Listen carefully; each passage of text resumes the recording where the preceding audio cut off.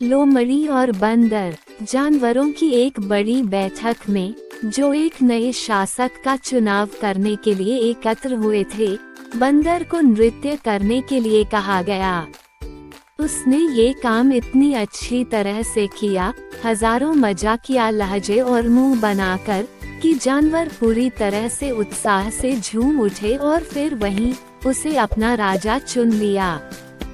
लोमड़ी ने बंदर को वोट नहीं दिया और इतने अयोग्य शासक को चुनने के लिए उसे जानवरों से बहुत घृणा थी।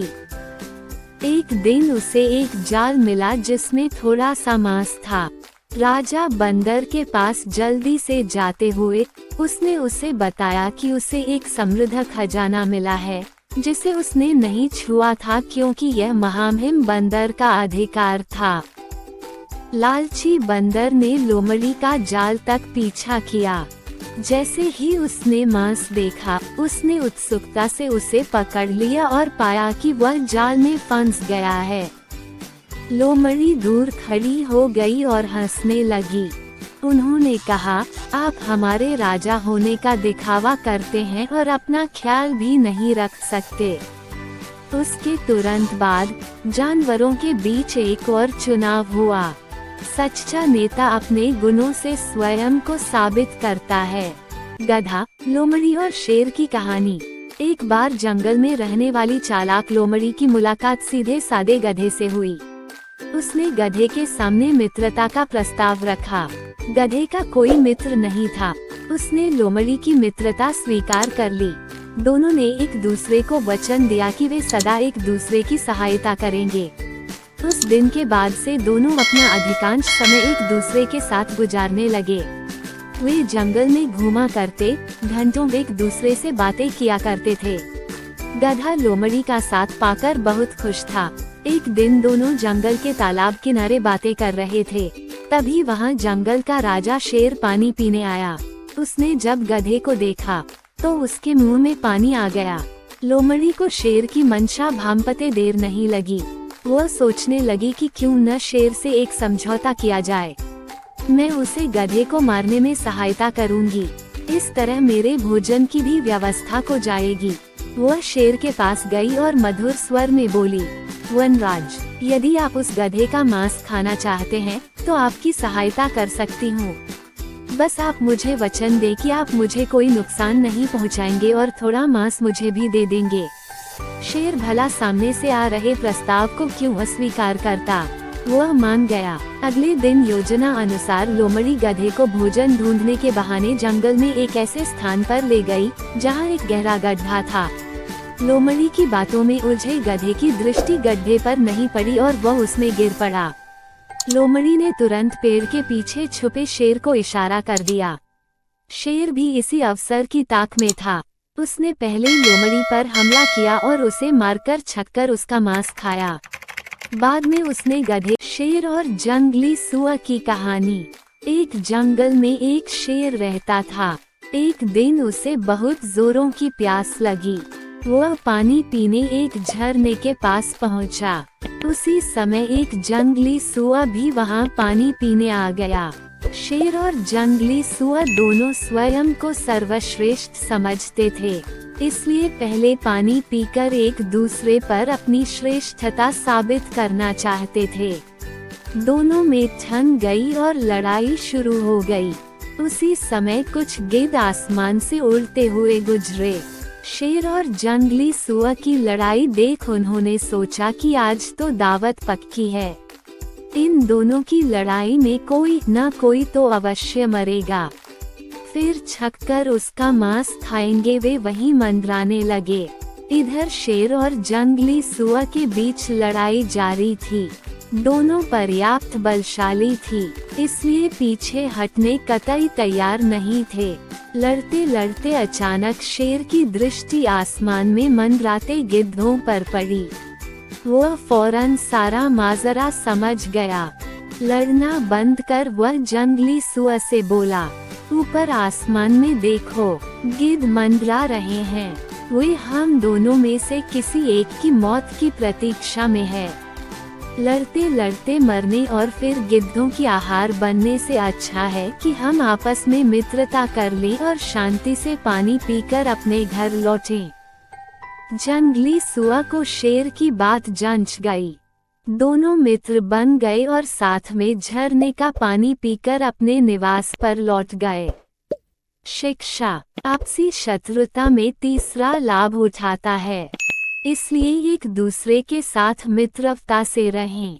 लोमड़ी और तेंदुआ। एक लोमड़ी और एक तेंदुआ एक उदार रात्रिभोज के बाद आलस्य से आराम करते हुए अपने अच्छे रूप के बारे में विवाद करके अपना मनोरंजन करते थे। तेंदुए को अपने चमकदार धब्बेदार कोट पर बहुत गर्व था और उसने लोमड़ी के बारे में तिरस्कारपूर्ण टिप्पणियां की, जिसकी शक्ल उसने काफी सामान्य बताई थी। लोमड़ी को अपनी सफेद नोक वाली सुंदर झाड़ीदार पूंछ पर गर्व था, लेकिन वह इतना बुद्धिमान था कि वह दिखने में तेंदुए से प्रतिस्पर्धा नहीं कर सकता था। फिर भी उसने अपनी बुद्धि का प्रयोग करने और विवाद का मजा लेने के लिए व्यंग्यात्मक बातों का सिलसिला जारी रखा। तेंदुआ अपना आपा खोने ही वाला था कि लोमड़ी आलस्य से जम्हाई लेते हुए उठी। आपके पास एक बहुत स्मार्ट कोच हो सकता है, उन्होंने कहा, लेकिन आप बहुत बेहतर होंगे अगर आपके सिर के अंदर थोड़ी अधिक स्मार्टनेस हो और आपकी पसलियों में कम स्मार्टनेस हो, जैसा कि मैं हूँ। इसे ही मैं असली सुंदरता कहता हूँ। शिक्षा, एक बढ़िया कोच हमेशा आकर्षक दिमाग का संकेत नहीं होता है। शेर की दावत में बैल। एक बार जंगल के राजा शेर ने रात्रि को भोजन में बैल का मांस खाने की इच्छा से एक योजना बनाई। वह बैल से आग्रह करते हुए बोला, दोस्त, तुम्हारे लिए मैंने एक भेड़ का शिकार किया है और आज रात तुम मेरे महल में शाही भोज के लिए आमंत्रित हो। बैल ने उसका आमंत्रण स्वीकार कर लिया। रात होने पर जब बैल वहां पहुंचा तो उसने देखा कि वहां बड़ी बड़ी सीकें लगी है और घड़ों में पानी उबल रहा है, लेकिन वहां कोई मृत भेड़ नहीं थी। एक भी शब्द कहे बिना वह वापस जाने लगा तो शेर बोला, मैंने तो तुम्हें बिना कोई नुकसान पहुंचाए भोजन के लिए बुलाया, लेकिन तुम बिना कोई कारण बताए ही जा रहे हो। बेचारा बैल। तब बैल ने उत्तर दिया, मैंने यहाँ कोई मरी भेड़ नहीं देखी। इसका मतलब है कि तुमने भेड़ के बदले आज बैल का मांस खाने की पूरी तैयारी कर रखी थी। फिर बैल जैसे ही भागने चला, शेर ने उस पे हमला कर दिया और उसको खा लिया। टुनी चिड़िया और सांप की कहानी। जंगल के एक बड़े से पेड़ की खोल में बहुत सी टुनी चिड़िया के छोटी छोटी बच्चे रहते थे। उसी पेड़ की जड़ में एक सांप भी रहता था। वो टुनी चिड़ियों के छोटे छोटे बच्चों को खा जाता था। एक बार टुनी चिड़िया के सांप द्वारा बार बार बच्चों के खाए जाने पर बहुत दुखी और विरक्त सी होकर नदी के किनारे आ बैठी।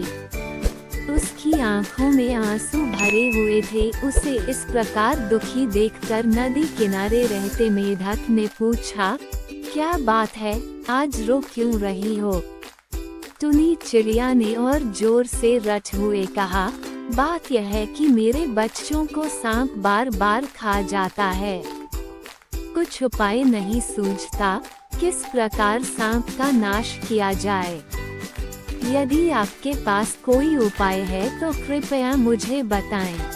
मेढक ने टुनी चिड़िया का एक अच्छे दोस्त के नाते उसे एक अच्छी योजना दी और कहा, एक काम करो, मांस के कुछ टुकड़े लेकर नेवले के बिल के सामने डाल दो। इसके बाद बहुत से टुकड़े उस बिल से शुरू करके सांप के बिल तक बखेर दो। नेवला उन टुकड़ों को खाता खाता सांप के बिल तक आ जाएगा और वहां सांप को भी देखकर उसे मार डालेगा। टुनी चिड़िया ने ऐसा ही किया। नेवले ने सांप को तो खा लिया, किंतु सांप के बाद उस वृक्ष पर रहने वाले चिड़ियों को भी खा डाला। टुनी चिड़िया ने उपाय तो सोचा, किंतु उसके अन्य दुष्परिणाम नहीं सोचे। अब लोमड़ी और बिल्ली की कहानी। एक बिल्ली और लोमड़ी में अच्छी मित्रता थी। वे अक्सर एक साथ समय बिताया करते थे। साथ खाते, साथ खेलते और ढेर सारी बातें करते उनके दिन बड़े मजे से गुजर रहे थे। लोमड़ी खुद को बहुत चतुर समझती थी और जब भी चतुराई की बात चलती वो बिल्ली को नीचा दिखाने का कोई मौका नहीं छोड़ती थी। बिल्ली को कभी कभी ये बात बुरी भी लगती थी, लेकिन मित्रता के कारण वह इन बातों को तूल नहीं दिया करती थी। एक दिन दोनों दोपहर के खाने के बाद एक पेड़ की छांव में आराम कर रहे थे। दोनों में बात चल पड़ी कि अगर अचानक कोई शिकारी जानवर उन पर हमला कर दे तो वे अपने बचाव के लिए क्या करेंगे। बिल्ली बोली, मुझे तो ऐसी परिस्थिति से बचने का केवल एक ही तरीका आता है, मैं तो वही करूंगी। ये सुनकर लोमड़ी हंस पड़ी और कहने लगी, बस एक ही तरीका? अरे बिल्ली रानी, एक तरीके से तुम शिकारी जानवरों से कैसे बचोगी? मुझे देखो, मुझे तो उनसे बचने के हजारों तरीके आते हैं। तुम कहो तो तुम्हें भी एक दो तरीके बता दूं। बिल्ली बोली, नहीं, ज्यादा तरीके जानकार मैं क्या करूंगी। जो मुझे आता है वो अब तक कारगर सिद्ध हुआ है, मैं उससे ही अपना बचाव कर लूंगी। हाँ, वैसे भी तुम्हें वे सब तरीके सीखने में कठिनाई होगी, आपकी जो काम है। कहकर लोमड़ी हंसने लगी। बिल्ली को बात बुरी लगी, वह बोली, जो भी हो उसी तरीके से मैं अब तक बचते आ रही हूँ, भगवान ने चाहा तो आगे भी बचूंगी। तभी उन्होंने देखा कि एक शिकारी कुत्ता उनकी ओर दौड़ता हुआ आ रहा है। दोनों डर गए और सोचने लगे कि अगर उन्होंने फौरन अपना बचाव नहीं किया तो शिकारी कुत्ता उन्हें चीर फाड़ कर रख देगा। बिल्ली को तो ऐसी परिस्थिति में बचाव का एक ही तरीका आता था और उसने वही तरीका अपनाया। फौरन एक पेड़ पर चढ़ गई। हजारों तरीके जानने वाली लोमड़ी सोचती रही कि क्या करूं। शिकारी कुत्ता निकट पहुंच रहा था और लोमड़ी तय नहीं कर पा रही थी कि कौन सा तरीका आजमाए। इतने में शिकारी कुत्ता लोमड़ी के निकट पहुंच गया और उसकी बोटी बोटी नोच दी। एक कारगर तरीका उन सारे तरीकों से बेहतर है जो किसी काम के नहीं। कहानी अच्छी लगी हो तो वीडियो लाइक, चैनल को सब्सक्राइब जरूर करें। धन्यवाद।